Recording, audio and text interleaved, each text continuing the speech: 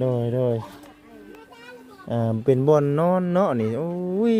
บ่นอนพระเบิดแล้วฝนตกเนาะฝนตกเอาเปียกหมดเปียกเบิดเลยลูกเห่าก็เปียกเห่าก็เปียกหมดมื้อฝนตกสิได้นอนอยู่บ่มื้อฝนตกน่ะบ่ได้นอนเห่านั่งเลยบ่ได้นอนบ่ได้นอนเลยเออนี่จะรังพางขี้หูขี้ตาได้นี่ได้หักบุ่มเลยได้นี่ตกสดตารางลูกจนตกเพื่อนแล้วเอานี่มาฮอดพี่เลยตินี่ติโอ้โดยพี่น้องเด้อสิประมาณนี้แหละข้าวเนาะแม่นบ่หลักๆเลยแม่นข้าวแม่นบ่หาเงินซื้อข้าวกินแม่นบ่หาเงินซื้อข้าวกินนะบ่มีข้าวกินซื้อข้าวซื้อเกลือซื้อข้าวซื้อเกลือมาพริกแป้งนัวเนาะมาเฮ็ดพวกเขาเบิ่งนี่เด้อข้าวเกลือมาพริกแป้งนัวผ้าห่มผืนนอนหมอนมุ้งบ่มีหมดมีหลายปีแล้วเฮือนหลังนี้เนาะหลายปีแล้วพี่น้องอันนี้แหละนี่บนชานนี่เนาะระวังเด้อเนาะลูกเฮาตกลูกเฮาตกบ่ตกไหนลูกเฮาโอ้ระวังลมปองนี่ลมตัวนี้บ่หรือบ่าตัวมใช้ลมนี่ไหนเอาอยู่นี่เลยบ่ลูกนะถือว่าชุดอยู่นะเนาะเอาสบายดีเด้อให้กับทางน้องเอ็ดเพิ่นพามามื้อนี้เด้อเนาะฮู้จักทางเลยพี่น้องเนาะฮู้จักทางบ้านเคยมาหาหมู่หาคู่อยู่เนาะหมู่คู่อยู่ทางนี้ว่าซั่นนะพี่น้อง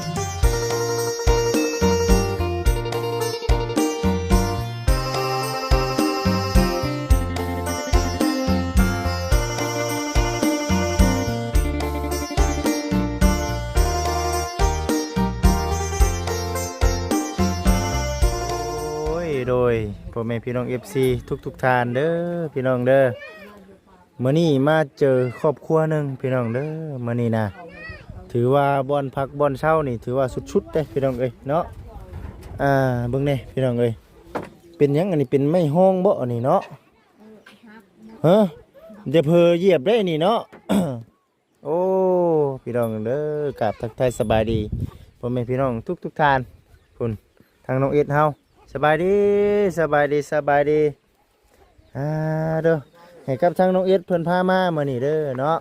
ฮู้จักทางเลยพี่น้องเนาะฮู้จักทางบ้านเคยมาหาหมู่หาคู่อยู่เนาะหมู่คู่อยู่ทางนี้ว่าซั่นนะพี่น้องเอ้ยก็ยังสิมีหลายหมู่บ้านอยู่เนาะคันว่าพาไปนี่ก็ได้เนาะแม่นบ่เอาละพี่น้องเอ้ยมีแต่ว่าเดี๋ยวทั้งง่ายสิเข้าไปถามไทยเพิ่นก่อนเด้อโอเคน้องโอเคความเล่านี่เข้าใจอยู่เนาะเข้าใจอยู่เข้าใจแล้วสิบ่ได้ให้ทั้งน้องอนาเอ็ดเพิ่นนะเป็นพายเป โอเคน้องโอเคขอบใจโอเค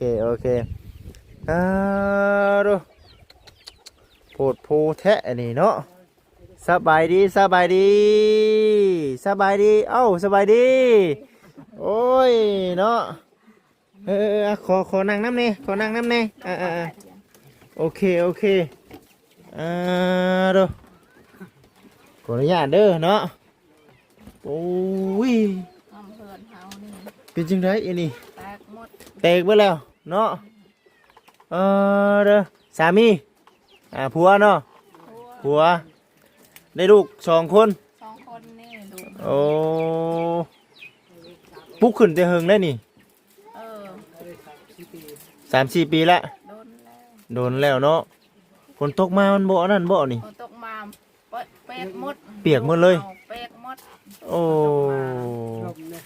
ลมนี่คืออยู่บ่ได้สิชนอยู่ใช่ซะ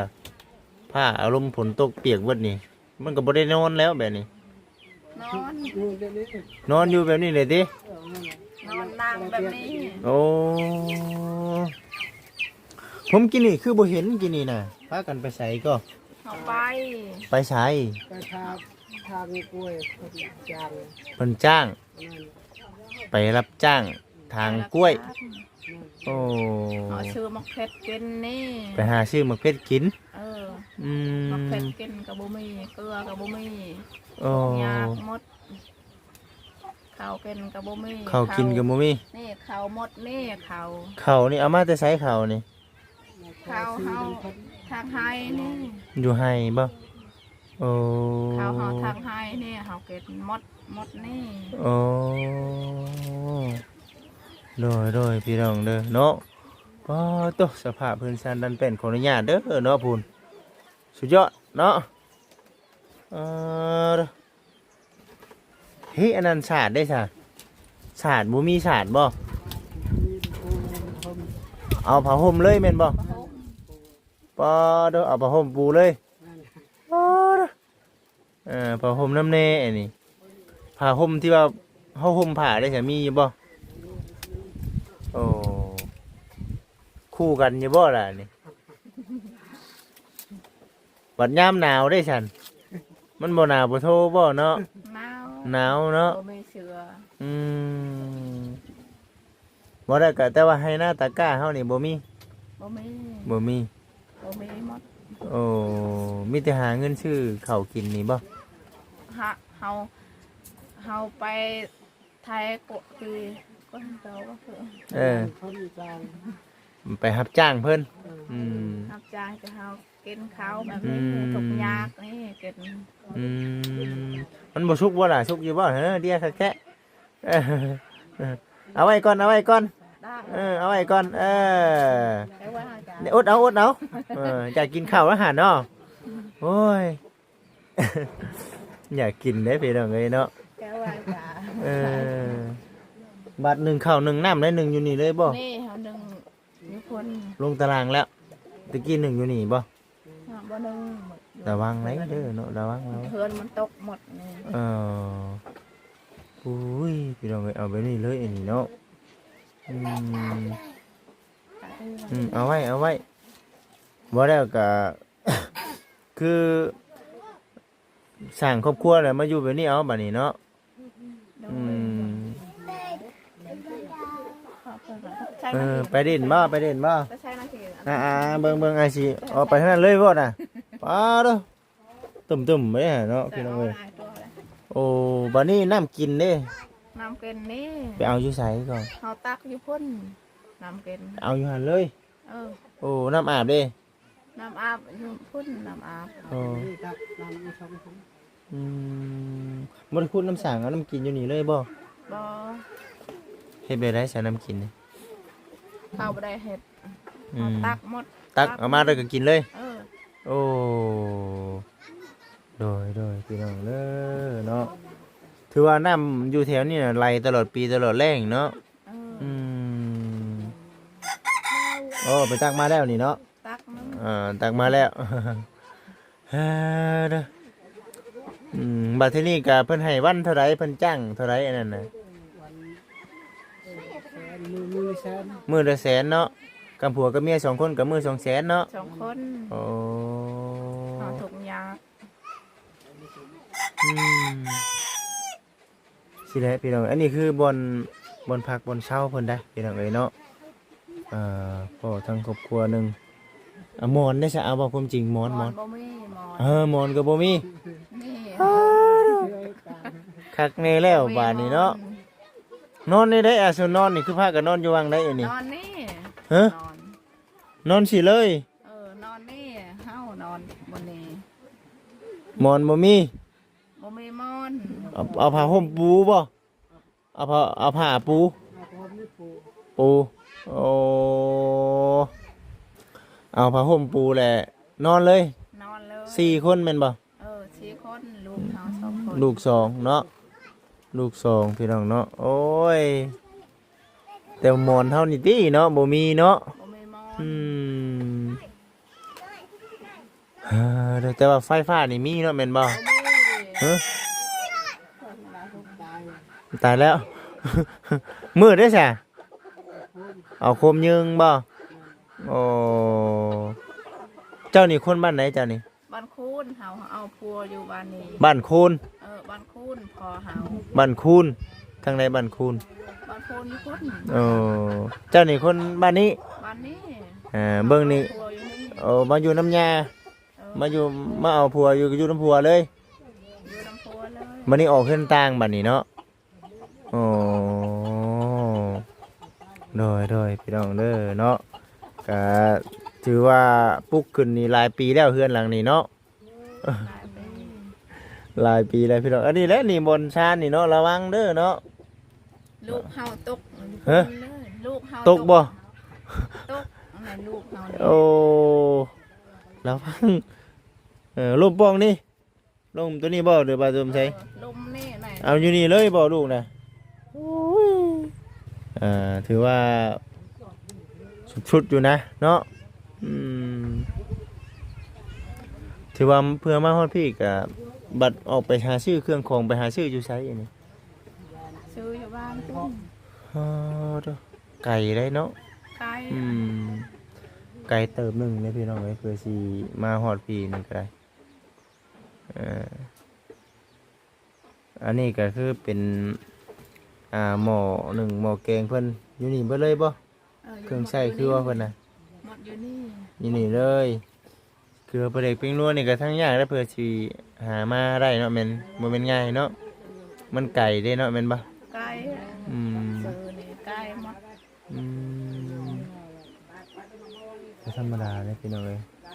ก็คือว่าแหละมื้อนี้ก็มากับทั้งน้องๆเพิ่นแน่ผู้เพิ่นเคยฮู้ทางมาก็เลยว่าสิมาเยี่ยมยามถามไทยเบิ่งก่อนว่าซั่นพอมาเห็นเนี่ยอันนี้แม่นหยังก็ซั่นนี่คอกแว่บ่ แม่แม่เฮาบ่มีแม่ แม่นบ่โอ้ แม่นี่เฮาบ่ อื มีแม่ มแสดงว่าคือในครอบครัวเฮานี่บ่แล้วก็ถือว่าชุดๆอยู่แหละเนาะเรื่องความลำบากนี่เนาะ ลำบากเฮา ผ้าห่มผืนนอนมุ้งเลยจ้ะ มุงบ่มี ยุงบ่ครบบ่ บ่มีหมด ยุงนี่แถวมีบ่ยุง นี่อย่างครบอย่างอุ้ยนะ โอ้ขนาดมุ้งก็ยังบ่ทันมีเด้อพี่น้องเอ้ยเนาะอืมหักไปซุมื้อติในเรื่องไปหาเงินน่ะแม่นบ่อืมคำแรงมาน่ะมาไปประมาณจักโมงก็ไปนี่ สับเบิ้ลเนี่ยสับ8 7 โมง 7-8โมงเนาะไกลเติบบ่ ใกล้ ไกลย่างเอา ย่าง โอ้ บ่มีรถ บ่มีรถต้องได้ย่างเอาเนาะ เอาพี่น้องเอ้ยเนาะก็ถือว่าสู้ๆหั่นแหละเด้อไปนี่คือเฮ็ดจังไดก็ไปนี่คือเอาผ้าบ่ไปพัน ผ้านี่ผ้านี่ เออไปทางไปทางสวนกล้วย ทางแบบไดทางสวนกล้วย ไปแล้วนี่ ทางหญ้าบ่ ไปมาแล้วไปแล้ว ทางยา เอาตัดหญ้าออกไปให้มันมีแต่ต้นกล้วยเนาะโอ้โดยพี่น้องเด้อเนาะ ก็คือว่าหั่นแหละพี่น้องเอ้ยทั้งบ่คิดเองก็ได้มื้อนี้ก็มาทั้งเพิ่น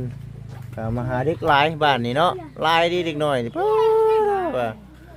พุ่นเพื่อน1 2 3คนเนาะลูกเต้าก็ได้มันก็ได้หลาย ดูเฮา2 คน ลูกเจ้าน่ะ2 คนอันนี้ได้ซะเอามาเฮ็ดได้ก็อันนี้ นี่ อันนี้นะอันนี้นี่เฮ็ดเองบ่นี่ เฮ็ดเอง เฮ็ดเองเลย เอานี่เฮ็ด โอ้เป็นไม้เฮาหาจักสานเองเนาะเรื่องสังกะสีนี่เอามาแต่ไสสัน เขาที่แน่ ซื้อเอา ชื่อเอาบ่แต่ว่าในเรื่องของทางฝานี่เฮ็ดเองเนาะเพชรนะครับอุ้ย เอาได้ซำนี้ก็สุดยอดอยู่ได้เนาะคักอยู่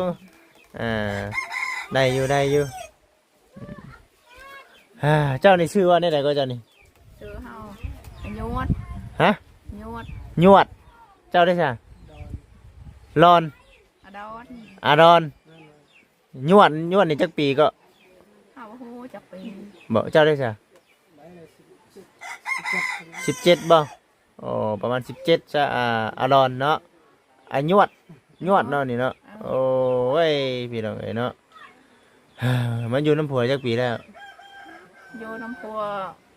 5 ปี 5 ปีแล้วแม่นบ่ อืมถือว่าสู้เด้อเนาะลำบากก็สู้แต่ว่าอยู่พุ่นได้ใช่เป็นจังไดอยู่บ้านพ่อบ้านแม่เพิ่นอยู่เฮือนพ่อเพิ่นเป็นจังไดครอบครัวเพิ่น เพื่อนพ่อเฮาสบาย เออ เอาพัวนี่ทุกอย่าง เออทุกอย่างก็เฮ็ดจังไดเนาะสู้ไปนำกันนี่แหละเนาะเออท่ออยู่บ่อย่าท่อได้เห็นเนาะเห็นว่าก็ได้อดทนเอาอดทนเอาสู่มาจนฮอด5 ปีแสดงว่าโอ้ยฮักผัวหลายดีเด้อนี่เนาะฮักผัวแฮงเด้อมาอยู่นำผัวเนาะเออดีแล้วทางมุจิตเองก็ชื่อมีมาอยู่เดี๋ยวสิเอามีมาให้พี่น้องเอ้ยเนาะเดี๋ยวสิเอามีมาให้พอได้ต้มกินแรงกิน เมเฮาก็หมด ฮะ เกลือก็หมด ตัวนี้บ่มีตัวนี้พี่น้องเนาะเป็นนัวกับเกลือบ่ได้เอามาพี่น้องเอ้ยเนาะบ่ได้เตรียมมาอิงตามงบเฮบัดเอามาแต่พอได้ซื้อมีเนี่ยนะพอได้ต้มกิน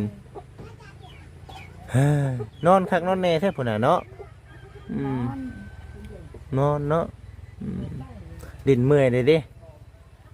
ดินเมื่อยเลยนอนเจ้านักก็ยังไม่เจ้าเจ้านักก็ ในเรื่องความลำบากนี่เจ้าของคิดว่าเจ้าของอยากได้อย่างแน่บาด มาจากได้เฮือน ได้ จาก เฮือน ได้รถบ่มี บ่มีเนาะโอ้ยพี่น้องเอ้ยเนาะมีลูกชาย2 คน2 คน กับบ่มี ลูกยิงกับบ่มีเอาอีก ไหวบ่เอาอีกเลี้ยงไหวบ่ บ่ไหว บ่ไหวแล้วติ เขากิน บ่มีข้าวกินได้เนาะลูกน้อยมีคนเอา ถือว่าโอ้เติมหนึงนะพี่น้องเอ้ย มาเลิกกันนะก่อน มีแต่เดี๋ยวบ่จิสิไปเอามีมาให้พี่น้องเอ้ยเนาะ โดย ทั้งอันน่ะอันหยังก็ชื่อเจ้าน่ะ ยวด เนาะ ชื่อยวดพี่น้องเลยเนาะคนบักงามๆกันเนาะชื่อเอิ้นยากเนาะอันยวดอันยวดนี่ได้บ่ ยวดได้ อันยวดอลอนเนาะอดอน อดอน เป็นยังคือเอิ้นนี่หมายความว่าได้นี่อาดอนเอิ้นขึ้นแบบนี้เนาะยวดดิ ยวด อันยวดเนาะโอเคพี่น้องเอ้ยเนาะเข้านี่ยังเท่านี้ที่เข้าติ ยังคนนี้หมด เฮ้ยโมหนึ่งเจ้าได้ใช่ พุ่น เบิ่งพี่น้องเอ้ยไปทางอันยวดเนาะตามข่อยมาเด้อตามมาเดี๋ยวลุกมาพี่เจ้าหน่อยเป็นหนึ่งโอ้เกือบข่อยคือตกพี่เด้อถือว่าเป็นพื้นเนาะแม่นบ่ เขามอนึงนี่ โมหนึ่งมาข้างอยู่นี่ติ โดย โอ้โดยเป็นบ่อนนอนเนาะนี่โอ้ย บอนนอน พระเบิดแล้วฝนตกเนาะ ฝนตกเอาเปียกหมด เปียกเบิดเลย ดูเห่าก็เปียกหมด มื้อฝนตกสิได้นอนอยู่บ่มื้อฝนตกน่ะ บ่ได้นอนเฮานั่ง นั่งเลย บ่ได้นอน บ่ได้นอนเลย เออ นี่จะรังพางขี้หูขี้ตาได้นี่ได้หักบุ่มเลยได้นี่ตก ลูก สดตารางลูกจนตกเพื่อนแล้ว เออ เอานี่มาฮอดพี่เลยตินี่ติโอ้โดยพี่น้องเด้อสิประมาณนี้แหละข้าวเนาะแม่นบ่หลักๆเลยแม่นข้าวแม่นบ่หาเงินซื้อข้าวกินแม่นบ่ หาเงินซื้อข้าวกินบ่มีข้าวกิน ซื้อข้าวซื้อเกลือ ซื้อข้าวซื้อเกลือมาพริกแป้งนัวเนาะ มาเช็ด พวกเขาเบิ่งนี่เด้อข้าวเกลือมาพริกแป้งนัวผ้าห่มผืนนอนหมอนมุ้งบ่มี บ่มีหมด คือยังหลายอย่างแท้สิหาเงินใช้ซื้อแบบนี้ เฮาหามาบ่มี บ่มีบ่ เฮาทุกอย่างได้ซื้อมีซื้อข้าวหมด หมดติถ้าสิคิดว่าสิซื้อไปในอื่นบัดซื้อข้าวดีกว่าติซื้อข้าวบ่ซื้อข้าวซื้อข้าวกินก็บ่มี อ๋อ ลูกเฮาอยากกิน อืม ข้าวเฮาก็อยากกิน ก็เลยเอาข้าวอย่างอื่นอย่ามันอืม เอาข้าวก่อนเนาะสำคัญเนาะ ข้าวก่อน ไปซะมาน้ำข่อยเจ้าน่ะเนาะมาพี่เด้อเดี๋ยวไปเอาเครื่องของก่อนพี่น้องเอ้ยเฮ้ยอยู่นี่ท่าเด้อโอ้ตัวอันนี้พักเจ้าบ่นี่ ผักเฮานี่ โอ้เรายังดูมันอยู่เด้พี่น้องเอ้ยเนาะ เฮากินหมด หึ เฮานี่กิน โอ้ ทานเฮาเอาผักนี่กิน ลูกพักลูกมีต้มกินเนาะให้แบบมานี่คือไปทางนี้บ่แม่นบ่เวลาขึ้นไปรับจ้างนะ เออ ไปพี่บ่ ไปพุด โอ้นี่พี่น้องเอ้ยพักหญ้าเพิ่นได้ถือว่ามาพี่เนาะเด้อกะสิประมาณนี้แหละพี่น้องเอ้ยเนาะไกลแต่บ่บ้านเจ้า ไก่ ไกลบ่ เฮาย่างเฮา โอ้ ไปทวนคอเฮาย่าง โอ้ย่างเนาะ มีรถ โดยพี่น้องเอ้ยโดยพี่น้องเอ้ยเอาอันนี้เด้อพอได้ต้มกินตอนแรงเด้อ ใช่ โดยชู โอเคสบายดีภาษาพี่น้องเด้อเนาะคือสีประมาณนี้แหละทางบัจิตเองก็คือสิได้จบคลิปก่อนเนาะพุ่นแหละมื้อหน้ามื้อในพุ่นแหละพี่น้องเนาะสิได้เข้ามาหากันอีกเนาะภาษาพี่น้องเนาะฝากพ่อแม่พี่น้อง FC เป็นกำลังใจให้เด้อพี่น้องเด้อสบายดีพี่น้องเอ้ย